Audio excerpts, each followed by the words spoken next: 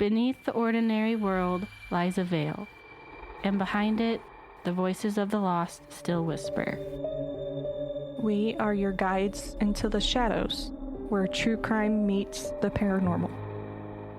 From chilling crimes to haunted histories, we uncover the stories that refuse to rest. This is Veil of Echoes.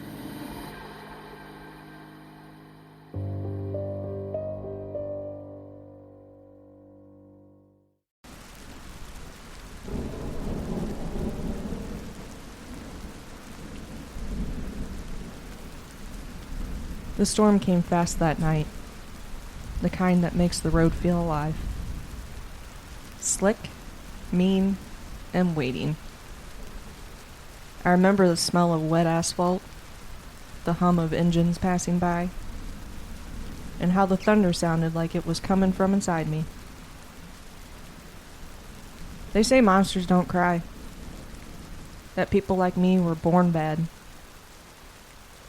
But I wasn't born on the highway.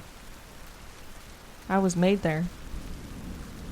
Every mile, every man, every moment that told me I was nothing.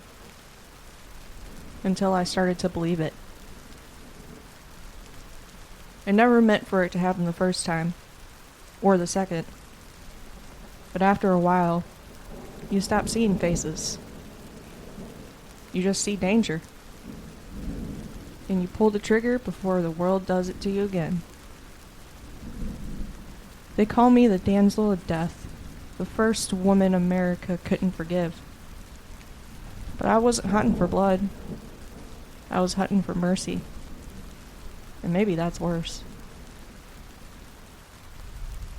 Aileen Wuornos, a woman whose name became a headline, and whose story became a question of what creates a monster. Hey guys, welcome back to Veil of Echoes. We're your host, I'm Lyndsay. I'm Zach. And I'm Bria. Each week we travel into the spaces where truth and terror blur, where the human heart meets the darkness that shapes it. Tonight's story isn't about a haunted house, but a haunted life. A journey down Florida's rain-soaked highways where survival and vengeance collided in one woman's war against the world that broke her. It's a story that asks, what happens when trauma becomes the only language a person knows? And what the world sees when a victim finally turns violent. This is the story of Aileen Wuornos, a life marked by abuse, survival, and the storm she carried inside. Before we begin, a warning. This episode contains descriptions of physical and sexual abuse, domestic violence, and murder. Listener discretion is strongly advised. We tell these stories not to glorify their darkness, but to understand it, and to remember the lives it touched. If you've been following Veil of Echoes, you know how much your support means to us. Every follow, review, and share helps us keep these stories alive, and lets new listeners step through the veil for the first time. Follow Veil of Echoes podcast on TikTok, Instagram, and Facebook, and wherever you stream for behind-the-scenes moments, haunting visuals, and early glimpses of what's waiting in the dark. Your support keeps our lantern lit and helps us keep telling the stories that shouldn't be forgotten.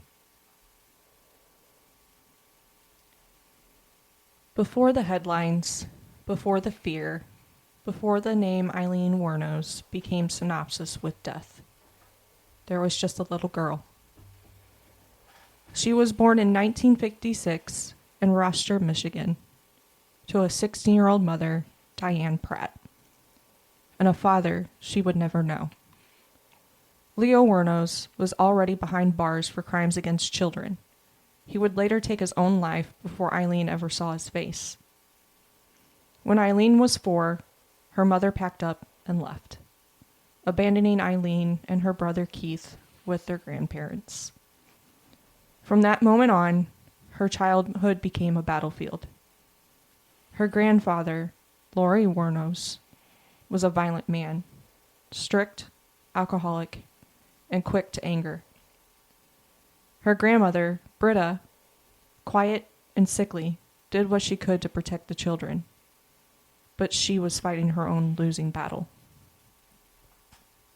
Aileen learned early that love came with bruises.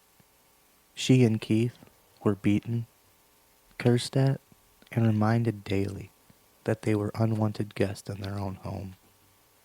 By 10, she was sneaking cigarettes and beer from the garage.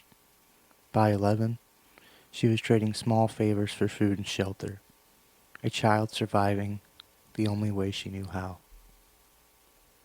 When she was still a child herself, Aileen experienced something that would shatter what little innocence she had left. Someone she should have been safe around betrayed that trust, and it changed her forever. Not long after, she became pregnant. At 14, she gave birth in secret at a home for young mothers. She never saw the baby again. The child was taken for adoption the same day. When she returned home, instead of comfort, she was met with anger and shame. Her grandfather threw her out, told her she was no longer welcome. Homeless, heartbroken, and barely 15, she built fires in the woods to stay warm and learned to survive by any means she could. Those who saw her back then said she was wild, reckless, untamable. But how do you tame someone who's only ever known hunger and fear? Aileen dropped out of school in 9th grade and hitched her way through Michigan and Midwest. Each year, she drifted farther, toward highways, truck stops, and the spaces between towns. Police reports from that time describe a girl barely 16 drifting between arrests for disorderly conduct, theft, and solicitation. She called herself Lee. It was easier that way. Less human, less hurt. By her 20s, she was living off the road. A transient, a runaway, a name that changed with every county line. She carried a gun for protection, a bottle for courage, and a hunger that no one could feed. Every time someone offered her kindness, she waited for the cruelty that always came next. And it always did. She fell in and out of jail for armed robbery, car theft, forgery, prostitution. But what she wanted most wasn't money. It was love. The kind she'd been denied since the day she was born. In 1986, she met a woman named Tyra Moore in a Florida bar. A hotel maid with an easy smile and a quiet heart. For a brief moment, Aileen thought she found it. Someone who wouldn't leave, wouldn't hit, wouldn't use her. They became inseparable. Two women on the fringes of society, living in the motels and sleeping under overpasses. To Aileen, Tyra wasn't just a lover. She was home. But love couldn't fix what the world had already broken. Eileen's anger had become its own heartbeat, a constant rhythm pulsing beneath every breath. Years of abuse, betrayal, and hunger have carved something dark inside her, a voice that whispered that the world would always take before it gave. And in that darkness, something shifted. The storms outside became the storms within, and soon the world would meet Aileen Wuornos. If you were Aileen, abandoned, beaten, and left to survive in the streets alone, do you think you'd still believe in love? Or would you start believing in something darker? I mean, I'd go darker. she had a pretty awful upbringing. I mean, I'm trying to put myself in her mental state, you know? She had a father that died before she was born, or she was born but she never seen him. She died before he could. Yeah, he was in jail. A mother that abandoned her to grandparents who, one of them was abusive, And the other one seemed like she was actually okay.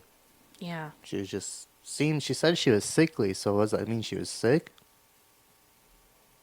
Or she was just frail? Like, I don't know. Probably frail. And she got pregnant by her grandpa's friend. That's disgusting. Yeah. and just imagine, there's someone out there right now, it's Eileen's daughter. Or son. And they have no idea. That's Because sad. she said, what, she was 14 when she had the baby and she never seen it again? And what, she died in the 90s? Or is it the 70s? No, she died in the 90s. So,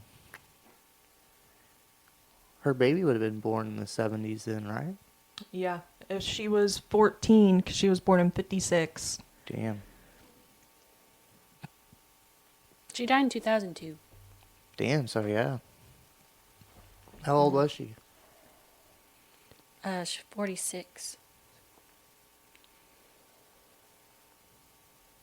Wow. So that means her kid was a whole, what, 30 years old? Something like that. Almost 32. When she passed away. So, I don't know. So she gave birth to a son. Okay. 1970. Yep. That's when he was born. 1970. And I don't think, due to the nature of the adoption, his identity and whereabouts are not known. So he's, what, 56? Something like that. Yeah. He's around He was born in 56. 1971, 1970, 71-ish. Yeah. Yeah, because my mom was 71. So So that makes you think, like, maybe he doesn't even know. You know? I wouldn't want to fucking know. If someone came up to me and was like, oh, by the way, I know who your real birth mother is and she's real fucked up, I'd be like, okay, keep it to yourself. Well, just think of And it's not his fault. Gacy you and know? BTK's kids.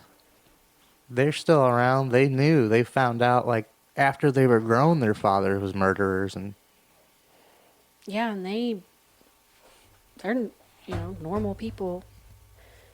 You never And know. They feel bad for what their parents did. Well, it's kind of like the mother that Ed Gein killed of the sheriff. deputy, the sheriff deputy, whatever he was, That's discovering his own mother's body. That's fucked. Yeah, because what did they do? They called him out of his house for something and then got a warrant to go over there while he was gone, or like they faked the dinner plans or something to get him out of his house. No, he was over at his friend's house. I know that's where they found him, but I thought there was something they did, or is that Gacy? I thought there was one of the killers that they got him out of his house somehow, and then they got a warrant while he was gone to go in there and search it. I thought that was Ed. That's what I thought too. I thought Ed Gein. I mean, yeah. Because I'm Kemper sure they had called to- on himself. Yeah. Chester. There's something definitely wrong with that guy. And you, Chester. I don't know, but I don't know. I feel bad for her. Oh, he probably doesn't know his mom was her. And even if he did, he probably doesn't want to Well, acknowledge it. for sure. It's not his fault. But, No, you can't help who your parents are. no. Yeah, unfortunately, you can't. By the late 1980s, Aileen had become part of the highway itself, a face you'd pass without seeing, a shadow moving from one rest stop to the next. She and Tyraya lived where they could. Motel rooms when they had money, abandoned cars when they didn't. Aileen sold her body along the interstate, while Tyraya waited in diners and truck stops, counting the hours until she came back. Florida's highways were her hunting ground and her home. Each mile marker was another chance to survive, to be seen, to keep the storm quiet inside her. But storms don't stay quiet forever.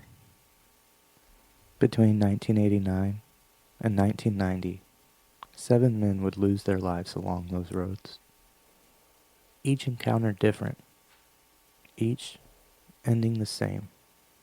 To Aileen, they weren't just strangers. They were reminders. Pieces of a world that had taken from her one face at a time. It began on November 30th, 1989. A man named Richard Mallory, age 51. He owned an electronics repair shop in Clearwater. Divorced, quiet, and known for drinking alone. When he picked Aileen up, it wasn't unusual. She was used to rides that led to danger. But something about that night was different. She later said he tried to hurt her, and in that moment, every ghost from her past came alive. The fear, the rage, the survival instinct. She pulled the trigger. Mallory's body was found 2 days later, abandoned in the woods off Highway 441. His car turned up in another county. To police, it looked like a robbery. To Aileen, it felt like release. After Mallory, something in her broke. Or maybe something finally snapped free. The killings continued. Not planned, not clean. Moments of panic, of rage, and of survival blurred together. Her next victim, David Spears, was only 47, a construction worker, a family man. She said he offered her a ride and a drink. They talked about life, about God, about work. But when she saw the look in his eyes, the same one she'd seen so many times, she acted first. His truck was found abandoned in May 1990. His body, days later, along a remote stretch of Route 19. Just a few weeks later came Charles Kardashian, only 40. He worked at a sausage factory. Driving through Florida to visit with his fiancée, when Aileen told the story, later she said he got too close. Asked questions she didn't want to answer. The line between memory and motive had already blurred.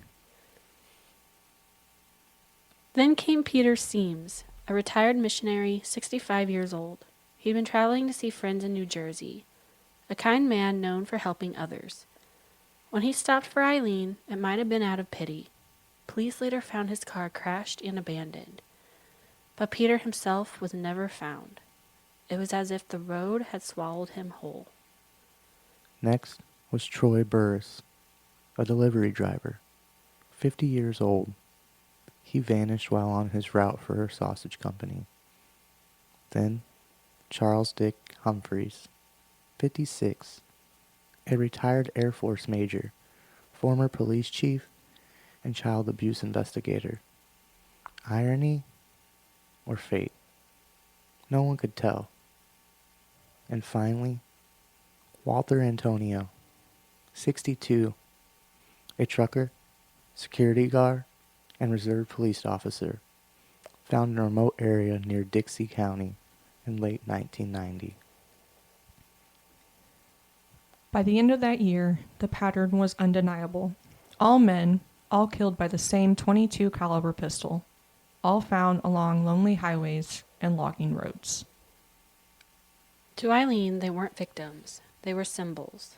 Each one, in her mind, was the face of every man who'd ever hurt her. The world saw 7 murders. She saw 7 acts of defense. 7 ghosts she claimed had tried to finish what others started. Whether her stories were true or delusion didn't matter anymore.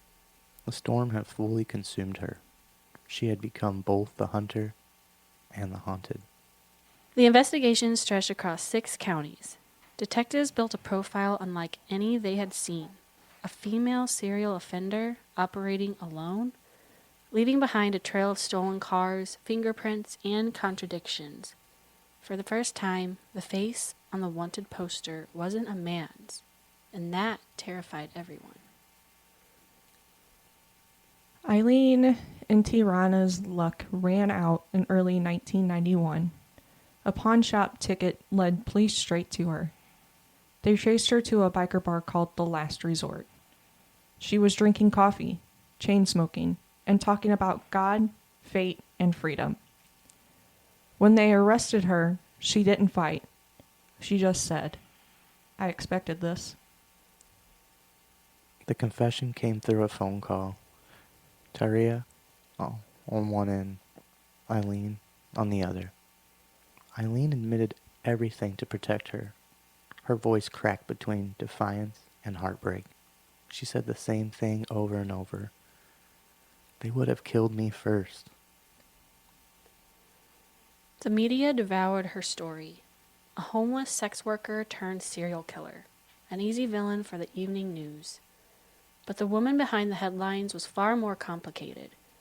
A survivor who'd lived her whole life in fight mode and no longer knew how to stop swinging.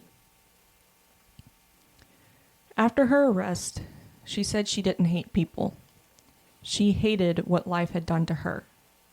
She said she'd lived her whole life waiting for someone to help her. And when no one did, she helped herself the only way she knew. For the next decade, she sat on death row, a ghost of her own making, haunted by the road she couldn't stop walking in her mind. To some, she was a monster. To others, a mirror. The truth of Aileen Wuornos lived somewhere in between. A woman born into violence, shaped by neglect, and consumed by a rage that she could never lay down. A storm that never stopped once it began. When you look at Eileen's story, the men that she killed, the fear that drove her, do you think she was acting out of vengeance or out of survival? I want to say more survival. I'm going to say survival. Just because, I mean, how her upbringing was, she was used to all these men hurting her, and that's all she knew. Well, and I mean, she even said to her significant other, they were going to kill me first. Yeah, I think that she really thought. I mean, depending on what these men were like, you never know. Oh, I know, there's a lot of scumbags, but I believe for vengeance, it all depends on the looks of the men that she murdered. Because for vengeance, I believe they'd have to resemble in somehow the grandfather, the grandfather's friend. She never seen her father, so I can't really say him. But well, kind of because he deserted her. She really Well, got fucked yeah, over. but she never seen his face. Right. But yes, So, that could have started everything right there. Because I mean, it's happened for men millions of times becoming serial killers, deserted by their mother, having mommy issues, and Yeah, she really got fucked over by both parents. and grandparent. Like, Yeah, yeah, it- her grandma tried, but she could only do so much being frail. Like, Yeah, her grandpa was a piece of shit. it sounded Yeah. like it. Yeah, so, I don't know, I think she... Yeah, survival. Because I mean, if that's what she knew from the age of early, like 10 years old was one of her first experiences of being in trouble like that, and she had a baby at 14. Yeah, and her grandpa kicked her out right after. Yeah, after she gave it up for adoption. Like, oh, would you want me to bring your buddy's baby home, you fuck? Yeah, she didn't have a fair upbringing at all. No, she didn't. And so I can kind of see why she ended up the way she did. Yeah. Yeah, I mean, she had a lot of mental issues from it, so... all that festering inside is gonna come out and do something. Yep, but still can't excuse that she murdered folks. Well, no. No, because they're... Only one of them seemed to be reported that he possibly might have been trying to help yeah, her. he on that The movie, priest it was, or whatever? It was sad, the older guy. He was actually just, I think, just He trying to said, help her. like, I got money, you can have my money or something. And she's Yeah. like, no. But then So- she I still want your pulled the soul. trigger on him. Yeah, like So- that's not survival because No. he No. had no point of predatory on him at that moment. And Like, she obviously knew. Like, I feel bad for how she was brought up. Because, Well, yeah, it's gonna... exactly, if you're getting into a game, you're going to sell your body to sex. The only people that are going to buy sex is people can't get it from normal folks, and that's going to be a bunch of creepers and predators. Yeah. Exactly. And people out there looking for exactly what they were trying to do. She just needed some mental help for sure, along with... Yeah. No, I don't know. It does help if you have a better foundation, but without parents or even grandparents to act as parents, it's just... Yeah. I mean, there's still no excuse for what she did. She could have... I mean, obviously, you're getting around these men that are... Like, yeah, you lured them there, because you wanted them to pay to have sex with you, and then you killed them. She was literally the definition of open for business. Like she pretty much gaslighted them into getting murdered. And then while her girlfriend was waiting for her to come back, Like, no, if you're anybody who's paying for sex is a creep. I don't care if it's a man, a woman. It's usually men, and we've seen how that goes. yeah. Like, any guy's got to pay for sex. And as soon as you see him, you're like, I know why. Yep. After her arrest in January 1991, the storm that had followed Aileen Wuornos her entire life finally stopped. But the world was only just beginning to watch. Her story spread like wildfire. The first female serial killer in modern American history. A drifter, a prostitute, a predator. Every headline had its version. Each one trying to make sense of a woman who refused to fit neatly into monster or victim. Her trial was a spectacle. Courtrooms packed with cameras, tabloids, and talk shows. She stood alone at the defense table, her hair messy, her eyes sharp, her anger always near the surface. She tried to speak her truth, that she had killed in self-defense, but few were listening. In 1992, she was convicted of 6 murders and sentenced to death by lethal injection. It took the jury less than 2 hours. Aileen smiled through it. Not out of joy, out of defiance. A woman who had spent her entire life being judged wasn't about to start asking for mercy. And I know she a bad bitch. She killed 7 men, and I know she was only Convicted of 6 of them. because they never found That Peter one. Seams's body, so they couldn't. Which, I mean, if you're confessing to 7, it should. I don't know. I guess they need. Still has to go off of evidence. Yeah. So she was only. Yeah, because you could convicted of confess, 6. but Yep. My God, Siri. I just want it to be known, Siri has been over here letting me pet her. Oh, she keeps coming up to me too. Siri. Oh, fine, She always looks pissed. bitch. She always looks pissed. I don't know what it is about that one eye. But I know it's ever time- since she's a baby, it's been gooky. Do you know why? A lot of them are like But that. since she's been a baby, it just won't stop. Allergies. Yeah, and the That other makes 2 are sense. fine. Her other eyeball's fine though. It's just Yeah. that one eye. It's probably allergies. Makes sense. The last person she ever trusted was Tyria Moore, the woman she'd once called her home. They had built a life together on the road, 2 outcasts against the world, living on motel coffee and borrowed dreams. But when police caught up to Aileen, they found Tyria too, and it was Tyria's voice on the other end of the phone that would change everything. Police made a deal with Tyria. Immunity for cooperation. They wired her calls, hoping Aileen would confess. And she did. Not out of guilt, but out of love. She thought that if she'd confess, they'd let Tyria go free. That call became the nail in her coffin. Tyria testified. Aileen never blamed her. She said she understood. But after that, something in her eyes changed. It was the final betrayal. The last reminder that every time she'd reach for love, it ended and lost. Even in her final years, she never said a cruel word about Tyria. In her mind, she was still protecting her. The one person she thought had ever truly seen her. And maybe that was Eileen's tragedy. But even as the world called her a monster, she was still trying to love someone who had already left her behind. For the next 10 years, she sat on death row. Sometimes calm, sometimes angry, sometimes deeply religious, and sometimes paranoid.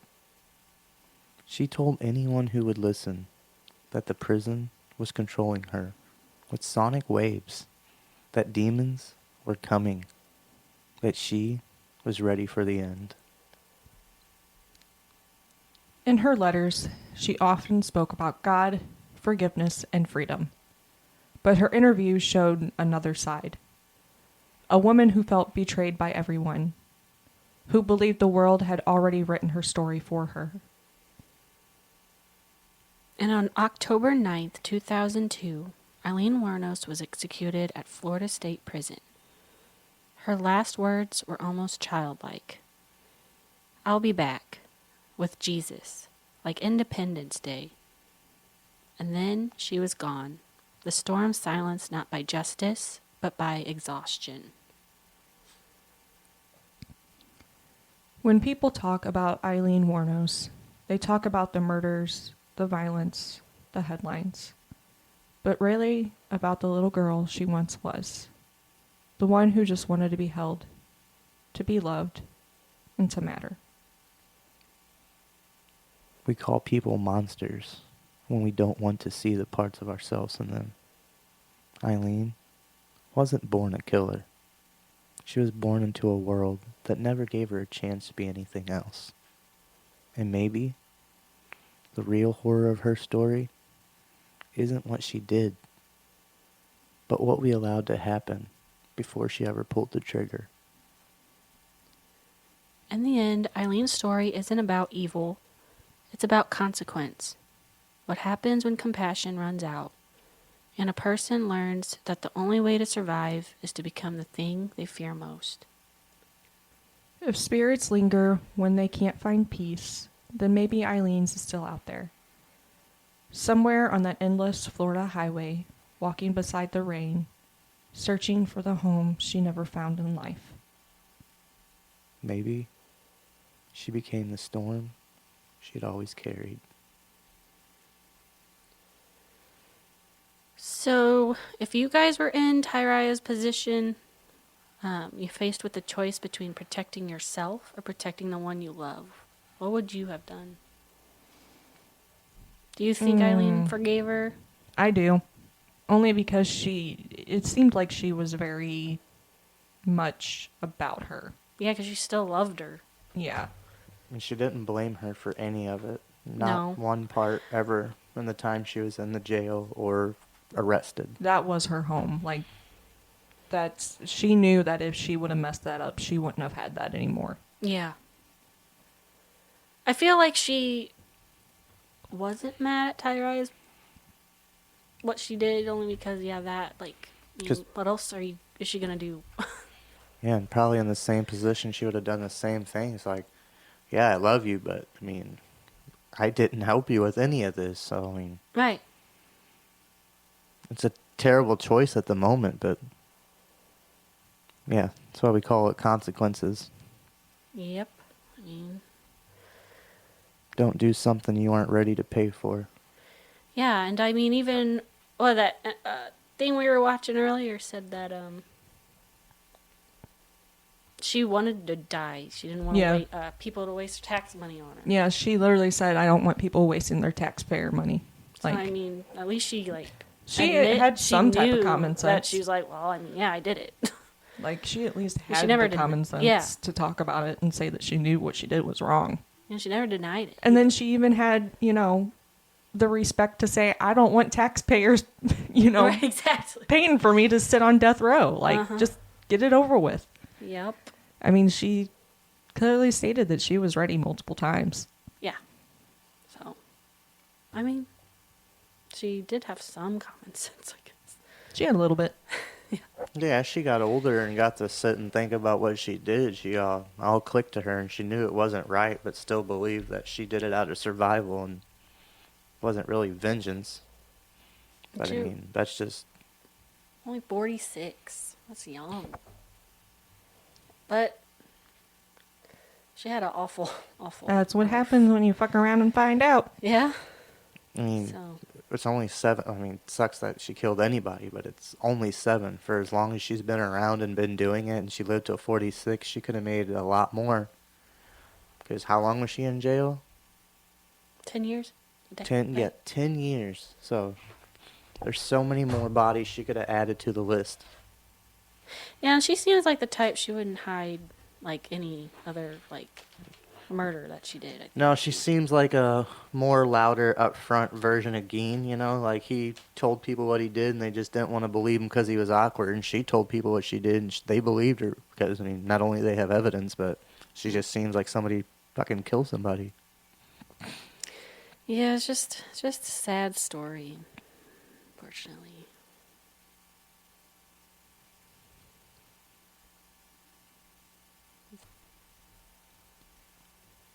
What do we make of Aileen Wuornos? Was she the monster the headlines promised? Or the product of a world that never once chose mercy? Her story forces us to ask how far a person can be pushed before the line between survival and destruction disappears. Maybe she didn't start out hating men. Maybe she just learned that the only way to stay alive was to strike before she was struck again. It doesn't excuse the deaths, but it does make you wonder how much of her rage was really her own, and how much was borrowed from the cruelty she'd been given. They say her spirit still lingers on the highways of Florida, a hitchhiker seen in the rain, hair wild, eyes hollow, always looking for a ride that never stops. Truckers have sworn they've seen her reflection in the rear view, a flash of denim, the glint of a silver cross, before the road ahead swallows her again. Maybe she's not searching for vengeance anymore. Maybe she's just looking for peace, for the love she kept trying to find in all the wrong places. Whether you believe Aileen Wuornos was haunted by demons or memories, her story reminds us that monsters aren't born overnight. They're made, piece by piece, heartbreak by heartbreak, until there's nothing left but the echo of what they were trying to survive. If her spirit still walks those highways, maybe it isn't vengeance she's chasing. Maybe it's forgiveness from the world, from God, and from herself.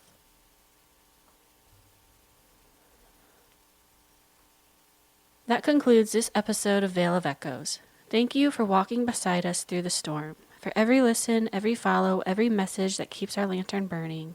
If tonight's story stayed with you, take a moment to rate or review Veil of Echoes wherever you listen. Your support helps new voices find us and keeps these echoes traveling farther than before. Again, follow Veil of Echoes podcast on TikTok, Instagram, and Facebook for behind-the-scenes moments, haunting visuals, and glimpses of what lies behind the veil. The road doesn't end here. This Wednesday, our final Halloween treat arrives. A journey into the world's most haunted forests, places where the trees remember and the shadows whisper their own names.